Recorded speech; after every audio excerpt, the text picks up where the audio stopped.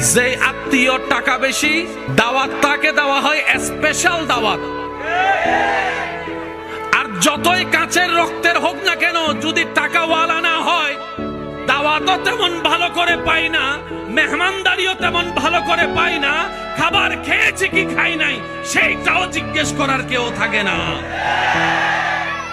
সম্পদ যদি একটু ভালো থাকে, বারবার এসে জিজ্ঞেস করবে, পায়েস খাবেন, একটু চা খাবেন, একটু একটু একটু চিনি কম দিয়ে চা এনে দিই, না ভাই আমার আর পেটে না না একটু খান না, একটু বসেন না, ওই রুমটার মধ্যে না একদম এসি আছে, আপনি ওখানে গিয়ে আরাম করুন। ওই দূরের আত্মীয়টা। আর যেটা কাছের আত্মীয়, সম্পদ তেমন নাই, পাশ দিয়ে গেলেও জিজ্ঞেস করে না, সে আশা নিয়ে বসে থাকে হয়তো আমাকে একটু জিজ্ঞেস করবে, আচ্ছা খাই না খাই অন্তত জিজ্ঞেস তো একটু করুক, মনটা বড় হবে যে না আমার আত্মীয় আমাকে একটু জিজ্ঞেস করেছে।